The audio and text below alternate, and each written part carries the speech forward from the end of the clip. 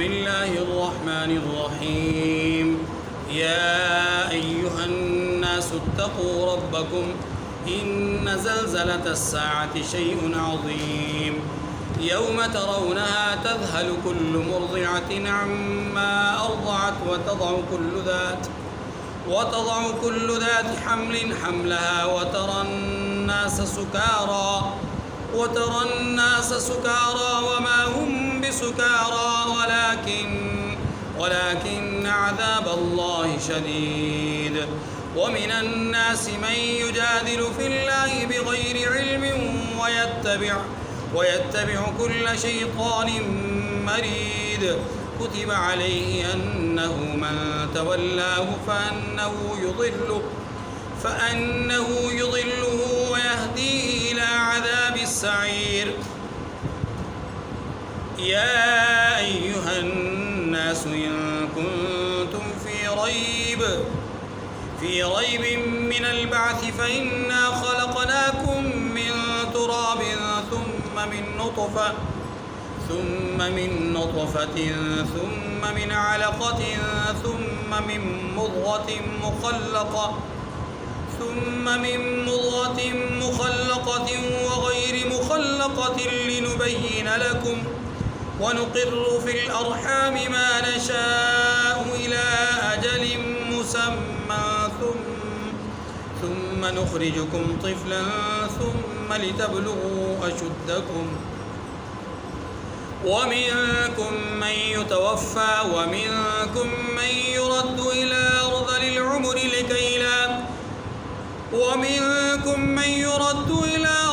العمر لكي لا يعلم من بعد علم شيئا وترى الأرض هامدة فإذا أنزلنا عليها الماء اهتزت وربت وأنبتت من كل زوج بهيج ذلك بأن الله هو الحق وأنه يحيي الموتى وأنه على كل شيء قدير وأن الساعة لا ريب فيها وأن الله يبعث من في القبور ومن الناس من يجادل في الله بغير علم ولا هدى ولا كتاب منير ثاني عطفه ليضل عن سبيل الله له في الدنيا خزي ونذيقه يوم القيامة عذاب الحريق ذلك بما قدمت يداك وأن الله ليس بظلام للعبيد صدق اللہ العظیم۔ سورۃ الحج کی پہلی 10 آیات کریمہ آپ کے سامنے تلاوت ہوئی۔ اس سورہ مبارکہ میں 78 آیات اور 10 رکوع ہیں۔ اس سورہ مبارکہ کے نزول کے مقام کے لحاظ سے 2 باتیں کی جاتی ہیں کہ یہ مکی صورت ہے یا مدنی صورت ہے، لیکن صحیح بات یہ ہے کہ نہ یہ پوری صورت مکی ہے نہ یہ پوری صورت مدنی ہے، بلکہ اس کی کچھ آیات وہ ہیں جو مدنی ہیں اور کچھ آیات وہ ہیں جو مکی ہیں۔ وجہ اس کی یہ ہے اس سورہ مبارکہ کے نزول کا کچھ حصہ مکہ مکرمہ میں ہوا اور کچھ حصہ اس کا نازل ہوا مدینہ منورہ میں، جیسا کہ احکامات حج ہیں، اجازت جہاد ہے، وعدہ خلافت ہے، یہ ساری باتیں مدینہ منورہ کی زندگی کی ہیں، مکی زندگی کی نہیں ہیں۔ مکی زندگی میں توحید، رد شرک، قیامت، اثبات رسالت اور مشرکین کی تردید اور ان کے افکار و نظریات کو رد کرنا یا باطل کہلانا یا باطل ٹھہرانا، یہ جو آیات ہیں ساری یہ مکی زندگی سے تعلق رکھتی ہیں۔ اس لیے اس سورہ مبارکہ کا نزول کچھ حصہ مکہ میں ہوا، کچھ حصہ مدینہ میں، اس لیے یہ مکی اور مدنی دونوں طرح اس کو بولا جا سکتا ہے۔ کوئی شخص اگر اس کو صرف مکی بولتا ہے تو بھی ٹھیک ہے، صرف مدنی بولتا ہے تو بھی ٹھیک ہے۔ جب بھی وہ مکی بولے گا تو اس کا مطلب یہ ہوگا کہ وہ ان آیات کو مد نظر رکھ رہا ہے جو مکہ مکرمہ میں نازل ہیں۔ جو مدنی بولے گا ان آیات کو مد نظر رکھے گا جو مدینہ میں نازل ہیں۔ دوسری بات، اس سورہ مبارکہ کا نام سورۃ الحج ہے، اور اس سلسلے میں قرآن مجید نے وَأَذِّن فِي النَّاسِ بِالْحَجِّ آیت نمبر 27 میں حج کا ذکر فرمایا ہے اور حج کے احکامات کا ذکر فرمایا ہے۔ اس مناسبت سے اس سورہ مبارکہ کا نام سورۃ الحج ہے، لیکن اس کی ابتدا حج کے احکامات سے بالکل نہیں۔ اس سورہ مبارکہ کا آغاز احوال قیامت سے ہے، قیامت کے حالات سے۔ ایک طرح سے مماثلت بیان کی گئی ہے کہ جیسا کہ حج کے ایام میں حجاج کرام اللہ کی مرضی اور منشا کے مطابق دوڑتے ہیں، دیوانگی کا اظہار کرتے ہیں، فریفتگی کا اظہار کرتے ہیں، رعب اور خوف کے عالم میں ہوتے ہیں، ہیبت طاری ہوتی ہے، اللہ کی خشیت کا غلبہ ہوتا ہے۔ بالکل اسی طرح یہ ایک حالت ہے جو کہ قیامت کے حالات میں سے ایک جز ہے کہ قیامت کی حالت تو انتہائی ہولناک ہوگی، انتہائی ہیبت ناک ہوگی، انتہائی خوفناک ہوگی، اور اس کا یہ عشر عشیر بھی نہیں ہے جو کہ حج کے ایام میں حجاج کرام پر طاری ہوتا ہے۔ اس لیے یہ خوف اسی قیامت کے احوال میں سے ایک ہلکی سی جھلک ہے۔ اس ہلکی سی جھلک کے ذریعے سے قیامت کو سمجھا جا سکتا ہے، اس لیے بات قیامت سے شروع کی ہے کہ قیامت کی ہولناکی بہت زیادہ ہے، اس کا خوف اور اس کا رعب اور اس کا دبدبہ انتہائی زیادہ ہے۔ کتنا ہے؟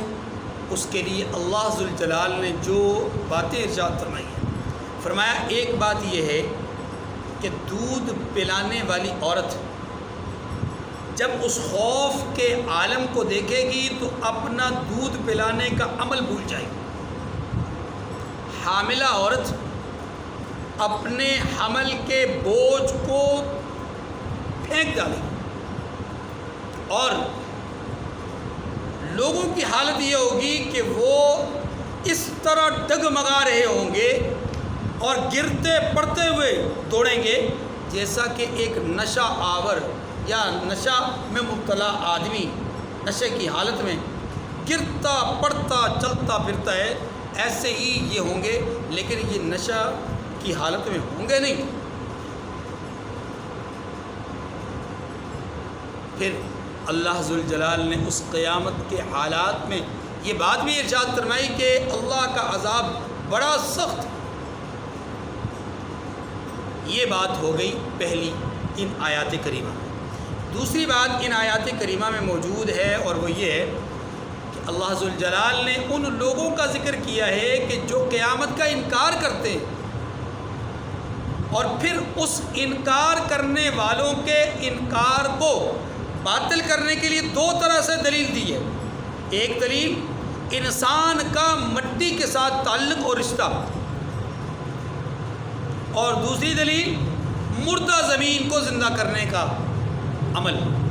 فرمایا یہ دونوں کام اللہ کی مرضی سے ہو رہے ہیں کہ تمہارا رشتہ بھی، تمہارا تعلق بھی اس مٹی سے گہرا ہے، اسی مٹی سے ہم نے تمہیں اٹھایا ہے، اور پھر تمہیں اس مٹی سے، پھر نطفے سے، پھر خون کے قطروں سے، پھر گوشت کے لوتھڑے سے، اور پھر بسا اوقات اعضاء کو مکمل کیا، بعض اوقات اعضاء کو مکمل نہیں کیا، یعنی تمہیں پیدا کر دیا۔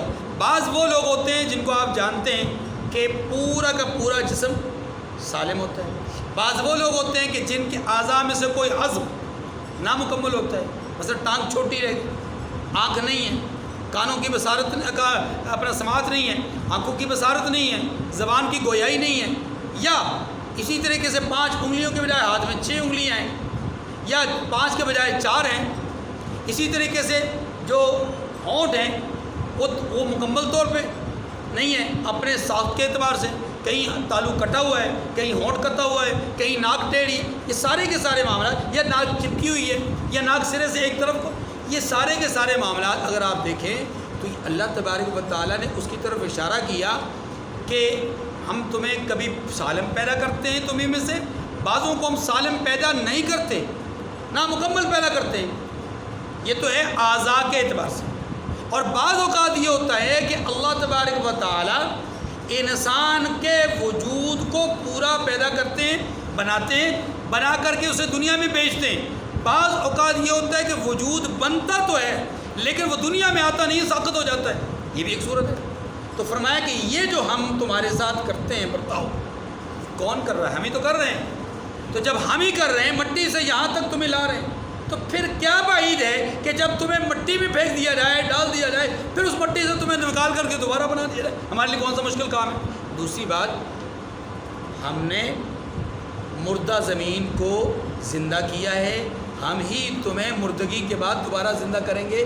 تو گویا ان آیات میں دوسری بات قیامت کا انکار کرنے والے لوگوں کا ذکر اور ان کی تردید، اور تیسری بات یہاں پر ان آیات کریمہ میں بیان ہوئی ہے متکبرین کا تذکرہ، وہ لوگ کہ جو دین اسلام کو قبول کرنے یا اللہ کی باتوں کے سامنے قبول کرنے کے اعتبار سے تکبر کرتے ہیں، اللہ کی صفات کے سامنے تکبر کرتے ہیں، اللہ کی آیات کے سامنے تکبر کرتے ہیں، ان کا یہاں پر ذکر ہے۔ تو مجموعی طور پر یہاں پر 3 باتیں ہیں۔ دیکھیے فرمایا یا ایھا الناس اتقوا ربکم ان زلزلۃ الساعۃ شیء عظیم، لوگو اپنے پروردگار سے ڈرو کہ قیامت کا زلزلہ ایک حادثہ عظیم ہوگا، بڑا حادثہ ہوگا۔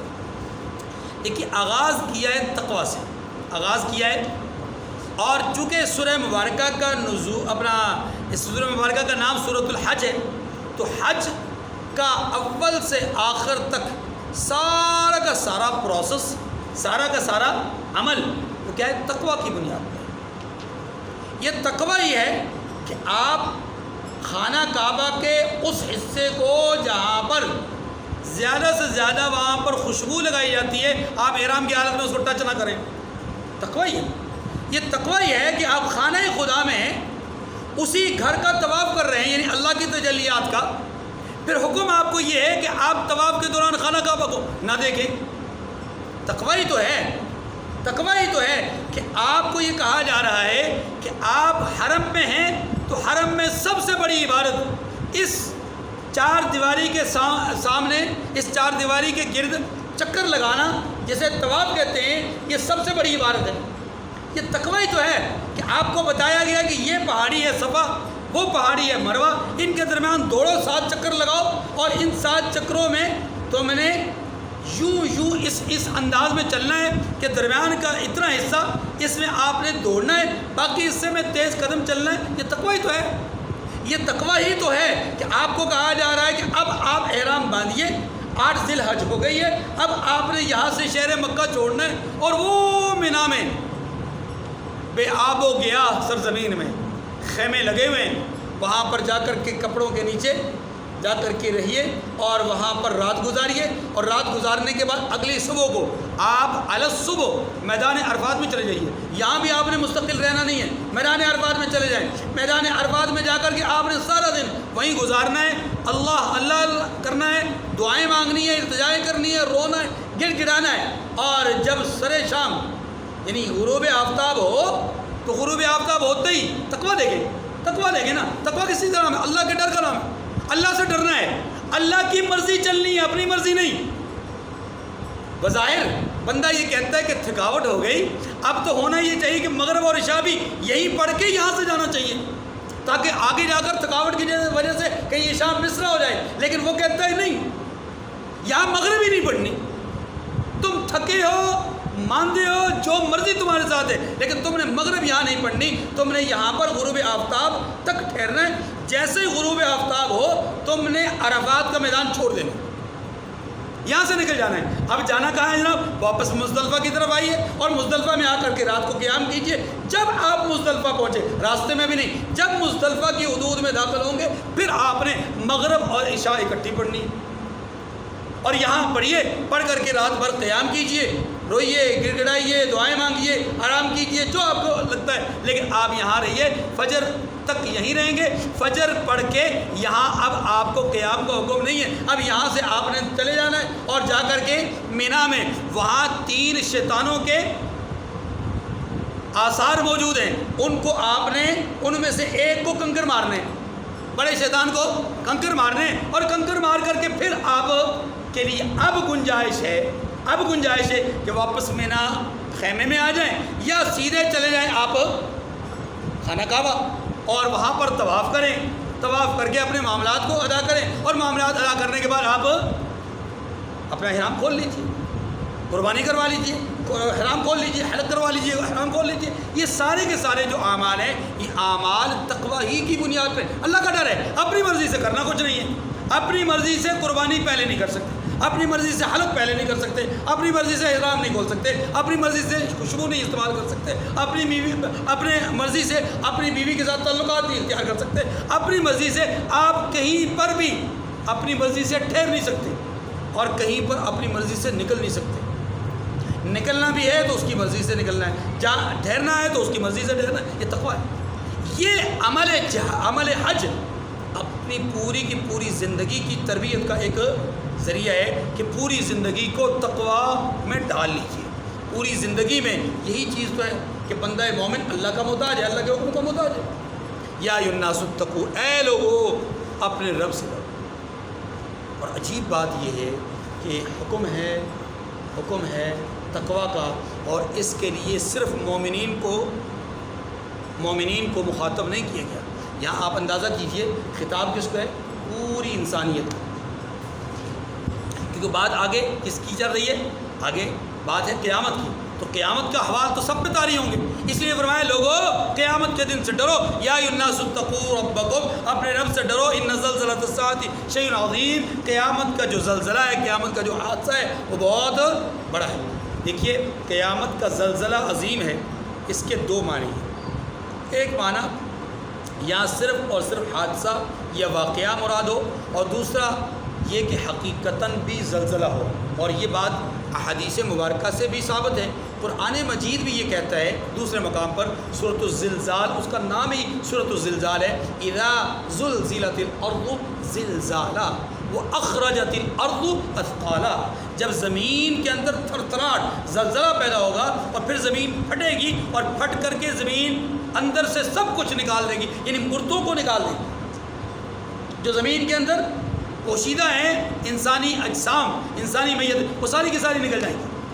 تو یاد رکھیے یہ حقیقتاً بھی زلزلہ ہوگا، حقیقتاً بھی ایک زلزلہ ہوگا، اور یہ جو زلزلہ ہوگا یہ نفخ ثانیہ سے پہلے، نفخ ثانیہ سے پہلے، یعنی جب انسان اٹھیں گے، اٹھنے سے پہلے زمین کے اندر ایک جنبش ہوگی، ایک حرکت ہوگی، اور پھر زمین پھٹے گی، زمین پھٹ کر کے مردے اندر سے نکلیں گے۔ تو یہ زلزلے کا تذکرہ حقیقتاً بھی ہے، اور حادثے کے طور پر بھی اس کو آپ کہہ لیجیے کہ حادثہ۔ اور آپ جانتے ہیں کہ جب زلزلہ برپا ہوتا ہے انسانوں کے دل دہل جاتے ہیں۔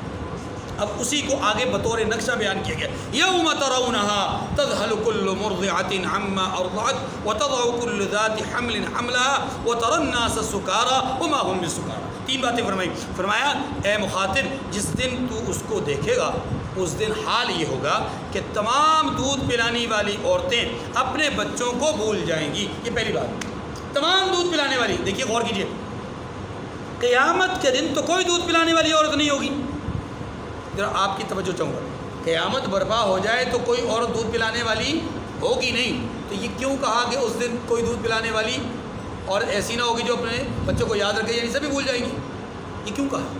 جواب اس کا یہ، اس کو بھی، اور اگلے جملے کا بھی جواب یہ، دیکھیے انسان کی جس حالت میں موت ہوگی، جس حالت میں بھی موت ہوگی، اللہ رب العزت کی شان یہ ہے، احادیث مبارکہ سے ثابت ہوتا ہے، انسان کو اسی حالت میں اٹھایا جائے۔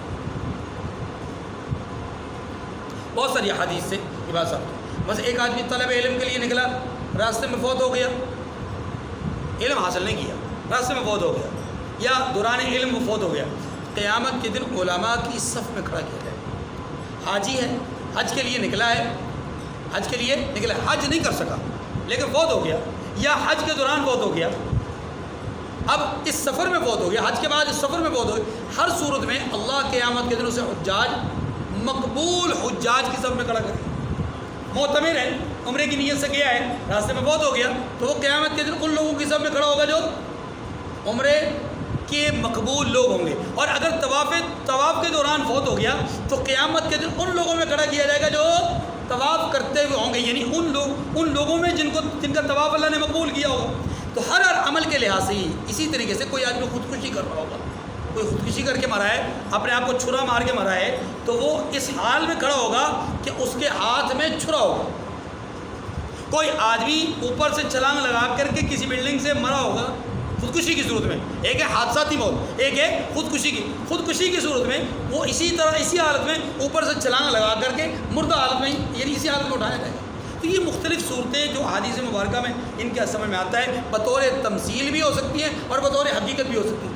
اب یہ سمجھیے کہ جو عورتیں اس دنیا میں دودھ پلانے والی ہوں گی، یا جو عورتیں اس دنیا میں حاملہ ہوں گی اور نفخہ اولا ہو جائے گا، پہلا سور پھونکا جائے گا، اور اس دوران ایسی عورتیں بھی ہوں گی جن کے بچے بھی نومولود ہوں گے اور وہ دودھ پلاتی ہوں گی، ایسی بھی عورتیں ہوں گی جن کا بھی وضع حمل نہیں ہوا ہوگا، حاملہ ہوں گی. تو اب فرمایا کہ جو عورتیں دودھ پلانے کی حالت میں فوت ہو گئیں، جو عورتیں حمل کی صورت میں فوت ہو گئیں، یہ جب اٹھائی جائیں گی، جب اٹھائی جائیں گی تو اٹھنے کے بعد وہ جو دودھ پلانے والی عورت ہے، اس حادثے کو دیکھ کر، اس کربناک منظر کو دیکھ کر، اس ہیبت اور رعب اور دبدبے کو دیکھ کر اپنے دودھ پلانے کے عمل کو، اپنے یعنی بچے کو بھول جائے گا. انہیں وہ اپنا بچہ یاد نہیں رہے گا.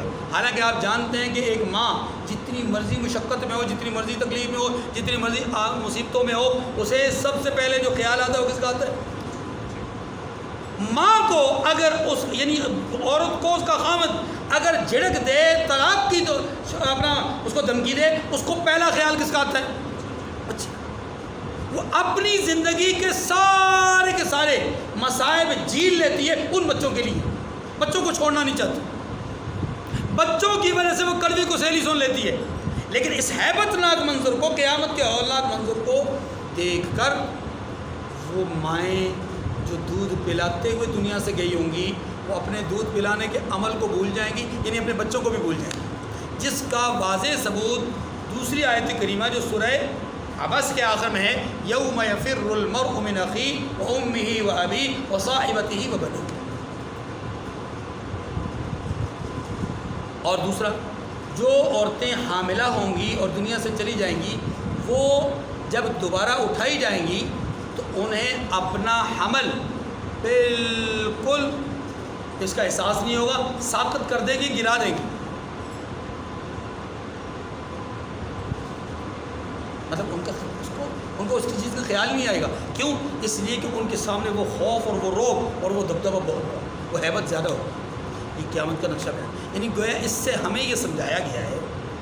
اچھا، یہ تو ہو گئی ان دو خاص خواتین. اور تیسری بات فرمائی گئی کہ آپ دیکھیں گے کہ لوگوں کو، کہ لوگ نشے کی حالت میں جیسا بگڑتے ہوئے جاتے ہیں اور لڑکھڑاتے ہوئے جاتے ہیں، فرمایا اسی طرح قیامت کے دن لوگوں کی حالت ہوگی.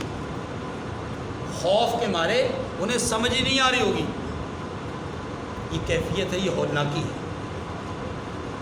اور یہ جو زلزلہ ہوتا ہے، جن احباب کو 2005 کا زلزلہ یہاں شدت کے ساتھ یاد ہے، اور وہ ذرا اس منظر کو اپنے سامنے لائیں، تو جب وہ زلزلہ ہو گیا تھا، ایک یعنی کچھ لمحات کا وہ ایک اللہ کی طرف سے اپنی قدرت کا اظہار تھا. وہ جب ہو گیا، پورا ہو گیا، تو تب بھی زمین ہلتی ہوئی محسوس ہو رہی تھی. لوگ چلنے سے پرہیز کر رہے تھے، اور جو جا رہا تھا، زلزلہ ختم ہو گیا، لوگ جو چل رہا تھا وہ لڑکھڑاتے ہوئے چل رہا تھا. کیوں؟ اس لیے کہ یہ حالت، یہ خوفناک کیفیت ذہن، دل اور دماغ پر طاری ہو چکی تھی، اور یہ لمحے کی حالت تھی. اور جو اتنا لمبا دن، الف سنۃ مما تعدون، 1000 سال کا دن، اور وہ پورا کا پورا دن اس کیفیت اور اس حالت میں ہوگا. آپ اندازہ کیجئے کہ اس وقت انسان کے اوپر خوف کی کیا کیفیت ہوگی. لمحے کا خوف انسان کو چلنے سے عاجز بنا دیتا ہے، لمحے کا خوف انسان کو ڈگمگانے پر مجبور کر دیتا ہے، لمحے کا خوف انسان کو لڑکھڑانے پر مجبور کر دیتا ہے۔ تو جو خوف سال نہیں، 2 سال نہیں، 1000 سال کے دن کے برابر خوف ہوگا، اس خوف کے کیا عالم ہوگا۔ اس لیے فرمایا وَلَكِنَّ عَذَابَ اللَّهِ شَدِيدٌ، یہ تو ہلکا جھٹکا ہے۔ اس کے بعد اگلی بات بھی سن لو کہ وَلَكِنَّ عَذَابَ اللَّهِ شَدِيدٌ، اللہ کا عذاب زیادہ سخت ہے، بے شک اللہ کا عذاب بڑا سخت ہے۔ یہ تو عذاب نہیں ہے، یہ تو اثر ہے اس ہولناکی کا جو اللہ نے اس دن میں رکھنی ہے۔ اس ہولناکی کا اثر ہے کہ نفسا نفسی کا عالم ہوگا، اور عالم یہ ہوگا کہ سب لوگ بے لباس ہوں گے، لیکن کوئی کسی کے وجود پر نظر نہیں ڈال سکے گا۔ یہ ہے خوف کا عالم، یہ ہے خوف کا عالم کہ کوئی کسی کو دیکھ نہیں سکے گا۔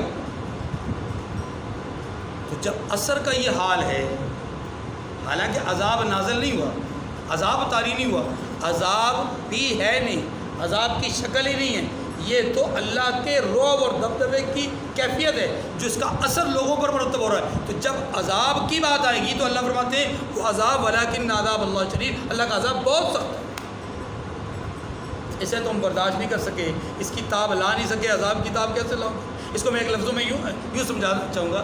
دیکھیے اللہ تبارک و تعالیٰ سے موسیٰ علیہ السلام نے کوہ طور پر دیدار اور زیارت کی التجا کی کہ میں آپ کو دیکھنا چاہتا ہوں، اشہد ان لن ترانی، اے موسیٰ آپ دیکھ نہیں سکتے، لیکن یہاں سے اصرار بار بار ہوا۔ اللہ تبارک و تعالیٰ نے فرمایا کہ اے موسیٰ آپ کو سامنے پہاڑ پر ڈالیے، نظر ڈالیے، اگر وہاں پر پڑی ہماری تجلی وہاں پر پڑی ایک جھلک، وہاں پر ہماری جھلک جو پڑے گی اس کی اگر آپ کی آنکھیں تاب لے آئیں تو پھر ہم اپنا دیدار کروا دیں گے۔ اب موسیٰ علیہ السلام کی نگاہ ہے طور پر، سامنے پہاڑ پر، اب اس پہاڑ پر آپ کی نگاہ ہے اور اللہ نے اپنی تجلی کا ایک عکس پھینکا یا ڈالا، ایک تجلی ڈالی، ہاں جی، اور نور کی ایک کرن آئی، موسیٰ علیہ السلام کی آنکھ تاب نہ لا سکی۔ یہ عین نبوت ہے، آنکھیں نبوت ہے، نبوت کی آنکھ ہے جو اللہ کی تجلی کی تاب نہیں لا سکی، کیونکہ اللہ تبارک و تعالیٰ نے بتانا یہی تھا کہ اس دنیا میں کوئی مجھے دیکھ سکتا نہیں۔ یہ جو دیکھ سکتا نہیں یہ بڑی بات تھی، اس کو سمجھنے کے لیے ایک ظاہری طور پر ایک تجلی ڈالی گئی۔ ایسے ہی اللہ نے اپنے عذاب کا ذکر کیا ہے کہ میرا عذاب بہت سخت ہے، لوگوں اس عذاب سے بچنا، اس عذاب کو چھوڑو۔ میرے خوف، میرے رعب، میرے دبدبے کا عالم یہ ہے کہ مائیں بچوں کو بھول جائیں گی، حمل گرا دے گی، اور لوگ لڑکھڑاتے ہوئے چلیں گے، اپنے وجود تک کو بھول جائیں گے۔ یوم یفر المرء من اخیہ وامہ وابیہ وصاحبتہ وبنیہ لکل امرئ منہم یومئذ شأن یغنیہ۔ وَمِنَ النَّاسِ مَن يُجَادِلُ فِي اللَّهِ بِغَيْرِ عِلْمٍ وَيَتَّبِعُ كُلَّ شَيْطَانٍ مَرِيدٍ۔ یہ دوسری بات ہے، فرمایا بعض لوگ ایسے بھی ہیں جو اللہ کی شان میں علم کے بغیر جھگڑتے ہیں اور ہر شیطان سرکش کی پیروی کرتے ہیں۔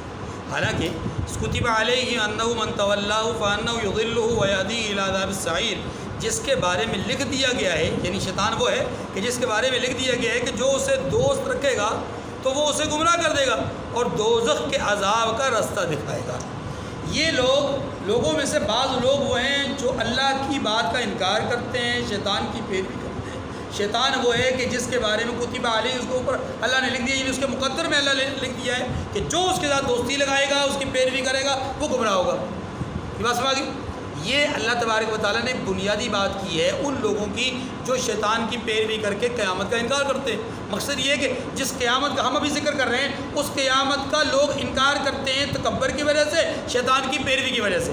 اب اس کا جواب فرمایا یا ایھا الناس ان کنتم فی ریب من البعث فانا خلقناکم من تراب، لوگوں اگر تم کو مرنے کے بعد جی اٹھنے میں کچھ شک ہو، یعنی مرنے کے بعد دوبارہ اٹھنے میں کوئی شک ہے، تو ہم نے تمہیں پہلی بار بھی تو پیدا کیا تھا، یعنی ابتدا میں مٹی سے، ثم من نطفۃ، پھر اس سے نطفہ بنا کر، ثم من علقۃ، پھر اس سے خون کا لوتھڑا بنا کر، ثم من مضغۃ مخلقۃ، اور پھر اس سے بوٹی بنا کر جس کی بناوٹ کامل بھی ہوتی ہے وہ غیر مخلقۃ اور ناقص بھی۔ میں نے اس کی خلاصے میں عرض کی تھی بات کہ کامل اور نامکمل کا مطلب یہ ہے کہ بعض اعضاء مکمل ہوتے ہیں، بعض آدمیوں کے اعضاء مکمل ہوتے ہیں، بعض انسانوں کے اعضاء نامکمل ہوتے ہیں، کہیں ٹانگ کا مسئلہ، کہیں بازو کا مسئلہ، کہیں کان کا مسئلہ، کہیں لِنُبَيِّنَ لَكُمْ، تاکہ تم پر ظاہر کر دیں۔ کیا ظاہر کریں؟ کہ ہم ہی خالق ہیں، خالق ہم ہی ہیں، کوئی اور۔ یہ ظاہر کرنے کے لیے بعضوں کو تمام، بعضوں کو نہ تمام پیدا کرتے۔ اچھا، انسان کا تعلق، انسان کی تخلیق کا تعلق مٹی سے، اس کے دونوں مطلب ہیں۔ ایک مطلب یہ ہے انسان کی ابتدا مٹی سے ہوئی ہے، حضرت آدم علیہ السلام۔ نمبر 2، دوسرا مطلب اس کا یہ ہے انسان آج بھی مٹی سے ہی پیدا ہو رہا ہے۔ کیسے؟ آج کیسے مٹی سے پیدا ہو رہا ہے؟ بھائی انسان کے وجود کے پروان چڑھنے میں جو غذائیں کار فرما ہوتی ہیں وہ غذائیں کہاں سے پیدا ہوتی ہیں؟ زمین سے۔ اور اس زمین سے جتنی چیزیں پیدا ہوتی ہیں وہی انسان کھاتا ہے نا۔ حتیٰ کہ بچہ پیدا ہوتا ہے تو ماں دودھ پلاتی ہے، تو ماں جو دودھ پلاتی ہے اس ماں کی غذا کہاں سے آتی ہے؟ بچہ ماں کے رحم میں خون پیتا ہے بطور غذا، وہ خون کہاں سے بنتا ہے؟ انہی غذاؤں سے، انہی پھلوں سے، انہی پھولوں سے، انہی نباتات سے، انہی اپنا فصلوں سے، انہی غذاؤں سے جو ماں کھاتی ہے، اور کھاتی کہاں سے؟ زمین سے۔ تو یہ زمین کے مختلف حصوں کو انسان استعمال کرتا ہے، ان کی غذاؤں کو استعمال کرتا ہے، اور وہ پھر اللہ تبارک و تعالیٰ ذرہ ذرہ جمع کر کے اس کے وجود کو پروان چڑھاتے ہیں۔ تو انسان کی تخلیق ابتدا بھی مٹی سے ہوئی ہے، اب بھی انسان کی تخلیق حقیقت میں کس سے ہو رہی ہے؟ مٹی سے ہی ہو رہی ہے۔ اسی مٹی سے پروان چڑھا، پھر اسی سے بڑا ہوا، اسی سے جوان ہوا، اور پھر اس کے اندر قوت پیدا ہوئی، پھر اس کے اندر مادہ منویہ پیدا ہوا۔ یہ مادہ منویہ جو آگے سلسلہ چلتا ہے، تو مادہ منویہ کی یہ جو اب ترسیل ہے اس کی بنیاد کہاں سے؟ پھر فرمایا وَنُقِرُّ فِي الْأَرْحَامِ مَا نَشَاءُ إِلَىٰ أَجَلٍ مُّسَمًّى۔ انسان وجود اللہ تبارک و تعالیٰ رحم مادر میں اسے کبھی تمام کرتے ہیں، کبھی نہ تمام کرتے ہیں۔ اچھا، پھر اس کے بعد کیا فرمایا کہ اور ہم جس کو چاہتے ہیں ایک میعاد مقرر تک پیٹ میں ٹھہرائے رکھتے ہیں۔ ثُمَّ نُخْرِجُكُمْ طِفْلًا، پھر تمہیں بچہ بنا کر نکالتے ہیں۔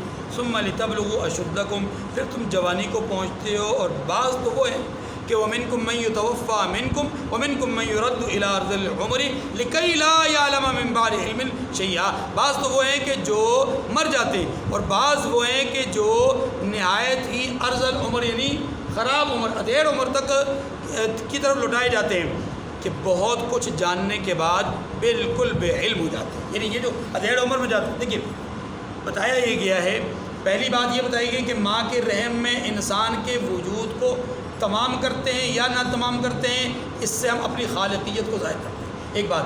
دوسری بات، تمام وجود ہو یا نہ تمام ہو، وجود تمام ہو یا نہ تمام، اگلا مرحلہ کہ آیا اسے دنیا میں ہم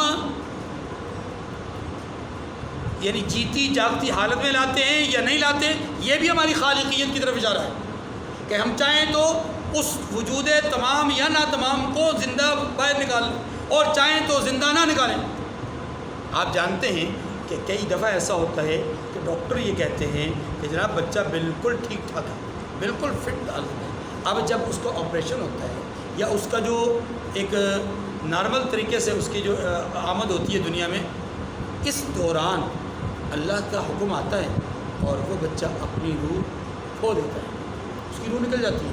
جب بچہ دنیا میں آتا ہے، سی ٹی اسکین کے ذریعے سے، آلات جدیدہ کے ذریعے سے پتہ چلتا ہے بچہ حرکت بھی کر رہا ہے، کھیل بھی رہا ہے، سب کچھ، اور اندر زندہ ہے وہ، لیکن جب وہ دنیا میں آتا ہے تو مردہ ہوتا ہے۔ آپ اندازہ کیجئے یہ جو لمحوں کا فرق ہے، اس فرق میں یہ اگلا فرق پیدا کون کرتا ہے؟ لمحوں کے اس دورانیے میں فرق کون پیدا کرتا ہے؟ اللہ۔ پھر بعض بچے وہ ہوتے ہیں جو تمام دنیا میں آتے ہیں، یعنی پوری حالت میں، زندہ حالت میں دنیا میں آتے ہیں، چیخ مارتے ہیں، زندہ ہوتے ہیں، لمحے کے بعد وہ دنیا میں موجود نہیں ہوتے۔ بعض وہ ہوتے ہیں کہ جو ایک عمر گزارتے ہیں، جوانی تک پہنچتے ہیں، پھر دنیا سے چلے جاتے ہیں، بعض وہ ہوتے ہیں کہ جو ڈیڑھ عمری تک پہنچ جاتے ہیں پھر دنیا سے جاتے ہیں۔ اب یہ ساری بات کرنے کے بعد آخری بات پہ اللہ نے مزید بات کی ہے کہ جن کو ہم ارذل العمر تک پہنچاتے ہیں، یعنی لمبی عمر نصیب کرتے ہیں، ایسی عمر کہ جس عمر میں انسان اپنے حواس پر قابو نہیں رکھتا، اپنے اعضاء پر قابو نہیں رکھتا، اپنے علم پر قابو نہیں رکھتا، اس کا بڑا علم ہوتا ہے لیکن وہ علم کو بھی کھو دیتا ہے، فرمایا اس عمر تک بھی ہم لے کے چلے جاتے ہیں۔ اور اسی عمر سے اللہ کے رسول نے پناہ مانگی تھی۔ ہمیشہ جب بھی اللہ سے دعا مانگے، یا اللہ صحت کے ساتھ، سلامتی کے ساتھ، عافیت کے ساتھ اپنی عبادت اور طاعت کے لیے لمبی عمر نصیب فرما۔ اگر اللہ کی عبادت اور طاعت والی عمر نہیں ہے، صحت والی عمر نہیں ہے، عافیت اور سلامتی والی عمر نہیں ہے، تو پھر اس لمبی عمر کا کوئی فائدہ نہیں ہے، وہ الٹا انسان کے لیے وبال جان ہے، ہلاکت ہے دنیا میں بھی اور ہلاکت ہے آخرت میں بھی۔ اسی اللہ کے رسول نے کیا فرمایا، اللہم انی اعوذ بک من ارذل العمر، اے اللہ ایسی ارذل العمر، ایسی ادھیڑ عمری سے میں پناہ مانگتا ہوں کہ جس میں میرا علم چھن جائے، میرے اعضاء کی طاقت چھن جائے اور میرے حواس چھن جائے، یا میں دوسروں کا محتاج بن جاؤں، میں دوسروں کے اوپر جو ہے وہ انحصار کرنے لگ جاؤں، ایسی عمر سے مجھے پناہ نصیب۔ وَتَرَى الْأَرْضَ حَامِدَةً فَإِذَا أَنزَلْنَا عَلَيْهَا الْمَاءَ اهْتَزَّتْ وَرَبَتْ، اور فرمایا اے دیکھنے والے تو دیکھتا ہے کہ ایک وقت میں زمین خشک، یہ دوسری دلیل ہے قیامت کی، فرمایا اے انسان، اے دیکھنے والے تو دیکھتا ہے کہ زمین خشک پڑی ہوتی ہے، پھر جب ہم چاہتے ہیں کہ انزلنا علیہ الماء، اس پر ہم پانی برسا دیتے ہیں، اہتزت تو وہ شاداب ہو جاتی ہے، وربت اور ابھرنے لگتی ہے، وانبتت من کل زوج بہیج، اور طرح طرح کی بارونق چیزیں اگاتی ہیں۔ مردہ زمین ہوتی ہے لیکن وہ پھر سبزہ اگانا شروع ہو جاتی ہے، پھل فصل دینا شروع ہو جاتی ہے، تو یہ کون کرتا ہے؟ اللہ۔ ذالک بأن اللہ هو الحق وانہ یحیی الموتى وانہ علی کل شیء قدیر، ان قدرتوں سے ظاہر ہے کہ اللہ ہی قادر مطلق ہے اور وہی برحق ہے، اور یہ بھی کہ وہ مردوں کو زندہ کرتا ہے، اور یہ بات بھی ظاہر ہوتی ہے کہ وہ ہر چیز پر قدرت رکھتا ہے، وَأَنَّ السَّاعَةَ آتِيَةٌ لَا رَيْبَ فِيهَا، اور یہ بات بھی ظاہر ہوتی ہے کہ قیامت آنے والی ہے، اس میں کوئی شک نہیں ہے، وَأَنَّ اللَّهَ يَبْعَثُ مَن فِي الْقُبُورِ، اور یہ بات بھی انہی باتوں سے ظاہر ہوتی ہے کہ اللہ سب لوگوں کو جو قبروں میں ہیں جلا اٹھائے گا، یعنی زندہ کر دے گا۔ سوال یہ ہے کہ سبھی تو قبروں میں نہیں جاتے، کچھ کو تو جلا دیا جاتا ہے، کچھ کو تو جانور کھا جاتے ہیں، پھر یہ قبروں سے مراد کیا ہے؟ تو بھائی قبر سے مراد وہ قبر نہیں ہے جو ہماری مسلمانوں کی ایک مخصوص شکل ہے، قبر سے مراد ہر انسان کے مرنے کے بعد جہاں اس کے آثار، اثرات، ذرات گئے وہ اس کے لیے قبر ہے، خواہ وہ سمندر کا بیچ ہو، جانور کا پیٹ ہو، آگ کے شعلے ہوں یا زمین کی پاتال ہو، جہاں بھی انسان کا وجود گیا، جس شکل میں بھی گیا، وہیں سے اللہ اس کو اٹھائیں گے۔ اور اس کی مثال اللہ نے میرے اور آپ کے سامنے قصہ ابراہیم میں بڑی واضح کر دی ہے کہ اگر ایک جانور نے کچھ حصہ انسان کا کھا لیا، دوسرے جانور نے کچھ حصہ کھا لیا، تیسرے نے کچھ کھا لیا، ہاں جی، یا پانی میں اپنا جلا کر کے پانی میں بہایا اور وہ پانی کچھ ادھر ندی نالے میں بہ گیا، کچھ ادھر چلا گیا، ہاں جی، تو یہ سارے ذات کیسے جمع ہوں گے؟ تو جواب دیا ابراہیم علیہ السلام کے قصے میں کہ ابراہیم 4 پرندوں کو پکڑیے، اپنی مرضی سے چاروں کو ذبح کیجئے، ذبح کر کے ان کے اعضاء کو مکس کر دیجئے، مکس کر کے پھر 4 مختلف پہاڑوں پر انہیں بکھیر دیجئے، ثم ادعوہن، پھر انہیں بلائیے، یاتینک سعیا، وہ آپ کی طرف دوڑتے ہوئے آئیں گے۔ ابراہیم علیہ السلام نے ایسے کیا، جب بلایا تو جو ذرات جس پرندے کے تھے اس پرندے کو بلایا، چاروں پہاڑوں سے وہ ذرات ایسے اٹھ رہے ہیں، اور اٹھتے ہوئے نگاہیں ابراہیم دیکھ رہی ہے کہ وہ ایسے اعضاء اٹھ رہے ہیں اور ان کے سامنے آ رہے ہیں، اور آ کر کے اعضاء سارے کے سارے جمع ہو رہے ہیں فضا میں، اور فضا میں جمع ہو کر کے وہ وہی پرندے کی شکل اختیار کر رہے ہیں، اور پھر وہ پرندہ اڑ کر کے ابراہیم علیہ السلام کے سامنے۔ اللہ نے تو بات واضح کر دی ہے کہ بھائی میں ایسے زندہ کروں۔ تو ہر انسان کی قبر کون سی ہے؟ جہاں اس کے آثار اور اس کے ذرات گئے وہ اس کی قبر ہے، وہ کوئی بھی جگہ ہو، بات ختم۔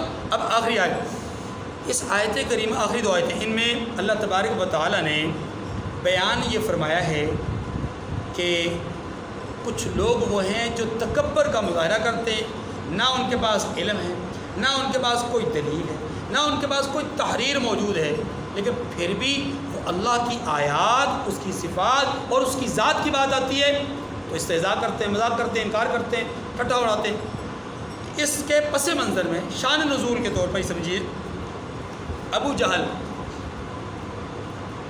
جس کو ابو الحکم کہا جاتا تھا، یہ ابو جہل رسول اللہ صلی اللہ علیہ وسلم کی طرف سے قیامت کی باتیں سن کر کے، اللہ کی صفات کو سن کر کے، اللہ کی آیات کو سن کر کے استہزاء کرتا، مذاق اڑاتا اور اللہ کی صفات کا انکار کرتا۔ اللہ قادر ہے وہ نہیں مانتا، اللہ ہی خالق ہے نہیں مانتا، اللہ ہی دوبارہ زندہ کرے گا نہیں مانتا۔ تو اس طرح کی جو صفات ہیں اللہ تبارک و تعالیٰ کی، جو اس کی ذات کا تعارف ہے، اس کا وہ انکار کیا کرتا تھا، آیات الہی کا انکار کیا کرتا تھا اور خاص طور پر مذاق اڑایا کرتا تھا۔ اللہ تبارک و تعالیٰ نے یہاں پر اسی کا ذکر کیا ہے کہ اس جیسے دیگر وہ لوگ اس وقت بھی اور آج بھی جتنے لوگ احکامات الہی کا مذاق اڑاتے ہیں، سبھی اس کا یہ وہ مصداق ہیں۔ فرمایا وَمِنَ النَّاسِ مَن يُجَادِلُ فِي اللَّهِ بِغَيْرِ عِلْمٍ وَلَا هُدًى وَلَا كِتَابٍ مُنِيرٍ۔ تین باتیں فرمایا لوگوں میں سے کوئی ایسے بھی لوگ ہیں کہ جو اللہ کی شان میں بغیر علم کے اور بغیر ہدایت کے، یعنی بغیر دلیل کے اور بغیر کتاب روشن کے یعنی تحریر کے جھگڑتے ہیں۔ اس کو ایک انداز میں آپ کے سامنے رکھوں گا تو آپ بہت دیکھیے، آپ اس دنیا میں دیکھیں گے بہت سارے لوگ ایسے ہوں گے کہ جو کسی علمی مسئلے کی وضاحت سننے کے بعد، یعنی کسی عالم کا بیان بات سننے کے بعد، علم نہیں ہوگا ان کے پاس، لیکن وہ اس عالم سے جھگڑنا شروع ہو جائیں گے بغیر دلیل، بغیر علم، ان کے بعد تحریر بھی کوئی نہیں ہوگی، لیکن بس چونکہ ان کی اپنی سوچ کے برعکس مسئلہ بیان کیا ہے، انہیں پسند نہیں، لہذا عالم سے جھگڑنا شروع ہو جائیں گے۔ ایسے ہی وہ لوگ کہ جو نبی سے جھگڑ رہے ہیں، یہ اس سے بڑے ظالم ہیں۔ کیوں؟ اس لیے کہ نبی اللہ کی طرف سے عالم غلطی کر سکتا ہے لیکن نبی غلطی نہیں کر سکتا، اور نبی بھی وہ ہیں جو امام الانبیاء ہوں۔ اب امام الانبیاء ایک بات کر رہے ہیں اور وہ شخص بات کر رہے ہیں کہ جن کی 40 سالہ زندگی انہوں نے خود اپنے آنکھوں سے دیکھی ہے، صادق و امین خود انہی نے لقب دیا ہے، لیکن اب جب وہ اللہ کی صفات کی بات کر رہے ہیں، اللہ کے دین کی بات کر رہے ہیں تو یہ انکار کر رہے ہیں۔ انکار کس بنیاد پہ کر رہے ہیں؟ کیا ان کے پاس انکار کے لیے علم ہے، کوئی دلیل ہے یا کوئی تحریر موجود ہے؟ اگر یہ نہیں ہے تو پھر محض کس لیے انکار کر رہے ہیں؟ ثانی عطفی، پہلو تہی کی وجہ سے، یہ تکبر کی وجہ سے، گردن مروڑنے کی وجہ سے، اپنی گردن مروڑ کر کے نہیں مانتا۔ اب تمہارے نہ ماننے کی وجہ سے کیا نبوت کا جو پیغام ہے، اللہ کا جو پیغام ہے، کیا یہ پیغام نعوذ باللہ دھندلا ہو جائے گا؟ کیا یہ غلط ہو جائے گا؟ نہیں۔ یضل عن سبیل اللہ، فرمایا کہ یہ گردن موڑ لیتا ہے تاکہ لوگوں کو اللہ کے راستے سے گمراہ کر دے۔ یہ خود ہی انکار نہیں کرتا تھا بلکہ دوسروں کو انکار کرواتا بھی تھا۔ لہو فی الدنیا خزی ونذیقہ یوم القیامۃ عذاب الحریق، اس کے لیے دنیا میں ذلت ہے اور قیامت کے دن ہم اسے عذاب کا مزہ چکھائیں گے، یعنی سخت عذاب، جلانے والا عذاب الحریق، جلانے والے عذاب کا مزہ چکھائیں گے۔ ذالک بما قدمت یداک وان اللہ لیس بظلام للعبید، اللہ نے یہ خطاب اس باطل انسان کو کیا ہے، یاد رکھیے یہ خطاب نبی کو نہیں ہے۔ ذالک بما قدمت یداک، اے ظالم انسان، اے سرکش انسان، اے اللہ کا انکار کرنے والے، اللہ کی صفات کا استہزاء کرنے والے انسان، تجھے یہ جو سزا دی جائے گی نا قیامت کے دن، دنیا میں ذلت اور رسوائی اور آخرت میں جلائے جانے والا عذاب جو تجھے ملے گا، کیوں ملے گا؟ بما قدمت یداک، جو تیرے ہاتھوں نے آگے بھیجا تھا اس کی وجہ سے۔ وان اللہ لیس بظلام للعبید، اللہ کی حالت تو یہ ہے، حال یہ ہے کہ اللہ اپنے بندوں کو ظلم کرنے والا۔ سورہ اپنا 5ویں پارے کی بالکل آخری آیت میں اللہ کیا فرماتے ہیں؟ ما یفعل اللہ بعذابکم ان شکرتم وآمنتم، اللہ کو کیا ضرورت ہے کہ تمہیں عذاب دے اگر تم شکر گزار بنو اور ایمان لانے والے ہو؟ اللہ کو کوئی ضرورت ہے تمہیں عذاب دینے کی؟ اللہ اس بات پہ خوش نہیں ہوتا کہ وہ تمہیں عذاب دے، اللہ تو اس بات پہ خوش ہوتا ہے کہ تم اس کی بندگی پر آ جاؤ اور اس بات کو۔ وآخر الدعوانا الحمد للہ رب العالمین۔